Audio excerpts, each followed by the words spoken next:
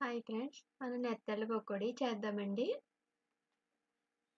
ఇగోండి కావాల్సినవి మన నెత్తళ్ళు శుభ్రం చేసి పెట్టుకున్నాము. కారం, అలాగే ఉప్పు, మసాలా, అలాగే శనగపిండి, కొత్తిమీర, జీడిపప్పు, కరివేపాకు ఇవి కావలసినవండి.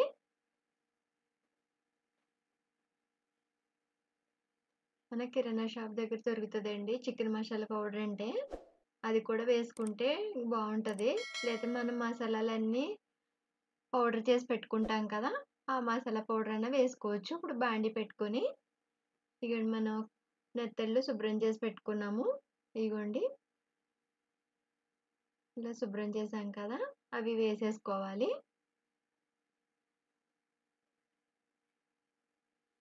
ఈలోగా మన ఆయిల్ వేడెక్కుతుందండి. ఇప్పుడు కారం, ఉప్పు కూడా వేసేసుకొని, కరివేపాకు, జీడిపప్పు, కొత్తిమీర, అలాగే మసాలా పేస్టు, శనగపిండి ఇయన్నీ యేసుకొని, చికెన్ మసాలా పౌడర్ అండి. ఇది కూడా వేసుకొని మనంతా బాగా కలిసేలాగా కలుపుకుందాము. ముందు అన్నీ బాగా కలిసేలాగా కలిపేసుకొని, మనం తర్వాత కొంచెం వాటర్ పడుతుందనుకుంటే కొద్దిగా లైట్‌గా కొన్ని నీళ్ళు చుక్కలేసుకొని బాగా అంతా కలిసేలాగా కలుపుకుందాము.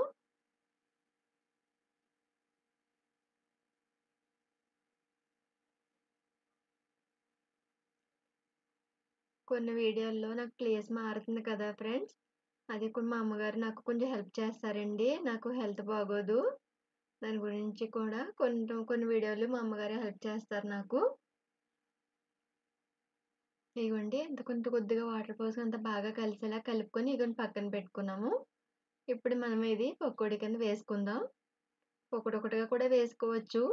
ఇప్పుడు కొన్ని కొన్ని గుప్పెడుగా తీసుకొని మనం అలాగా లైట్‌గా స్ప్రెడ్ చేసుకొని అన్నీ బాగా వేసుకోవాలి.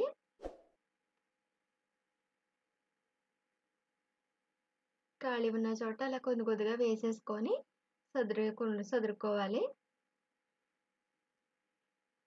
బాగా వేగనివ్వాలండి. నేను 2 నిమిషాలకొకసారి అలా కలుపుతూ ఉన్నామనమాట.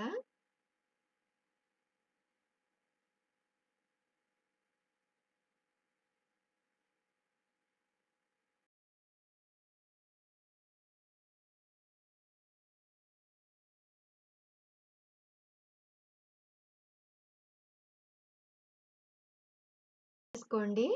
నచ్చితే లైక్ చేయండి, సబ్స్క్రైబ్ చేసుకోండి. మన ప్రియా ఫుడ్ ఛానెల్‌ని ఆదరించండి ఫ్రెండ్స్.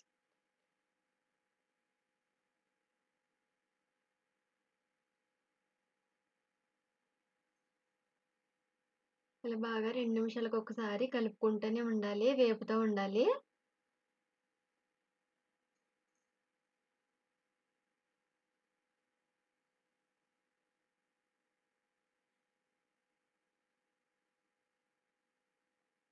ఇలా వేపుకుంటూనే ఉండాలండి. 2 నిమిషాలకొకసారి వేపుతూనే ఉండాలనమాట. అలాగా బాగా వేపుకోవాలి.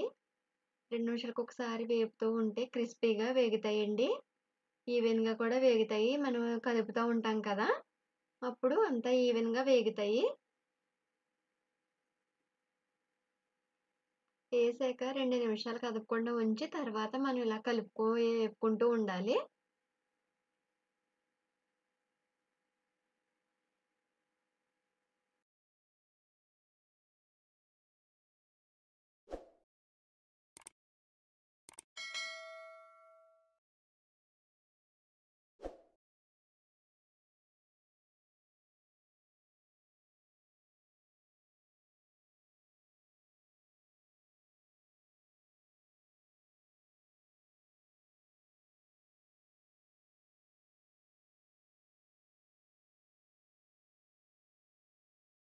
నెత్తళ్ళ పకోడీ రెడీ అయిందండి.